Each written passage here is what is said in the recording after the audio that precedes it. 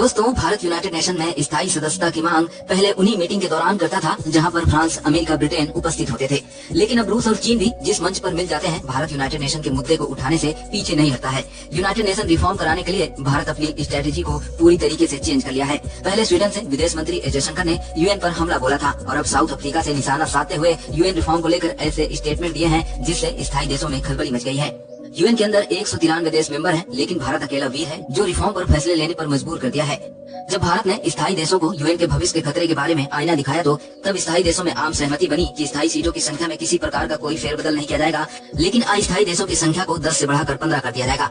लेकिन भारत को पता है, एक बार अगर स्थायी देशों ने ऐसा कर दिया तो कभी भी यूएन का रिफॉर्म नहीं हो पाएगा। इसलिए भारत ने कहा कि चालबाजी नहीं चलेगी, हमको स्थायी देशों की संख्या को बढ़ाकर यूएन का रिफॉर्म करवाना है। उधर काफी दिनों से शांत पड़े यूएन रिफॉर्म के मुद्दे को एक बार फिर से भारत ने छेड़ दिया है। इस बार विदेश मंत्री ने साउथ अफ्रीका से दहाड़ लगाई है। दरअसल साउथ अफ्रीका में ब्रिक्स सम्मेलन में शामिल होने के लिए रूस, चीन, अफ्रीका, ब्राजील के विदेश मंत्री इकट्ठा हुए थे। इस मीटिंग के दौरान भारत के विदेश मंत्री एस जयशंकर ने कहा कि ब्रिक्स के सभी देशों को ईमानदारी पूर्वक यूनाइटेड नेशन रिफॉर्म और साथ ही दूसरे संगठनों में रिफॉर्म कराने के मुद्दे को उठाना चाहिए। उन्होंने कहा कि इसका साथ देना चाहिए। इसके अलावा विदेश मंत्री ने चाइना और रशिया के ऊपर जवाबी हमला बोलते हुए कहा कि हम 2 दशकों से यूनाइटेड नेशन रिफॉर्म के मुद्दे को सुनते आ रहे हैं, लेकिन हमारे हाथ हमेशा ही निराशा लगी है और ऐसे में अब जरूरी हो जाता है कि दुनिया भर में मौजूद डिसीजन मेकिंग संगठनों में रिफॉर्म कराने को लेकर ब्रिक्स भी ईमानदारी से भारत की आवाज को सहयोग दे।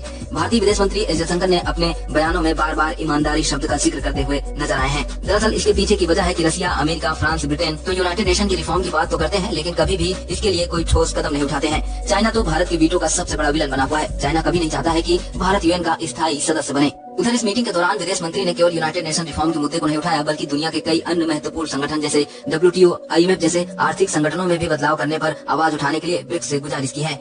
इसके साथ ही विदेश मंत्री ने यह भी कहा है कि बड़े संगठनों में कुछ देशों के पास पूरी शक्ति का होना संगठन के लिए बड़ा खतरा है, क्योंकि यूनाइटेड नेशन में जिन देशों को वीटो पावर दिया गया है, इन देशों ने अपने हितों को साधने के लिए ही वीटो का इस्तेमाल किया है। चाइना तो यहाँ तक गिर गया है कि आतंकवादियों को बचाने के लिए भी अपने वीटो का इस्तेमाल कर रहा है और स्थायी देश चीन के खिलाफ एक शब्द भी बोलने की ताकत नहीं दिखा पा रहे हैं। चाइना का ये कदम दिखाता है कि वो कितना नाजुक फैसला लेता है। दरअसल कहा जाता है यूनाइटेड नेशन में शामिल कोई भी स्थायी देश नहीं चाहते हैं कि भारत स्थायी सदस्यों की लिस्ट में शामिल हो, क्योंकि अगर भारत स्थायी देशों की सूची में शामिल हो गया तो यूनाइटेड नेशन की पूरी ताकत धीरे धीरे भारत के पास आ जाएगी। आतंकवाद का सपोर्ट करता है। फ्रांस, ब्रिटेन जैसे देशों को भी अब इतना महत्व नहीं मिल रहा है और साथ ही अमेरिका के चरित्र से हर कोई वाकिफ है कि वो दुनिया को अपने फायदे के लिए ही इस्तेमाल करना चाहता है। वहीं रूस की तो यूक्रेन युद्ध के दौरान सबने देख लिया है, क्योंकि अगर स्थायी देश ही युद्ध करेंगे तो यूनाइटेड नेशन कैसे दुनिया में शांति व्यवस्था कायम कराएगा। तो दोस्तों, फिलहाल के लिए इस वीडियो में इतना ही, लेकिन इस खबर के बारे में आप क्या राय रखते हैं कमेंट सेक्शन में जरूर बताएं और साथ ही वीडियो पसंद आई हो तो वीडियो को लाइक करके चैनल को सब्सक्राइब जरूर करें।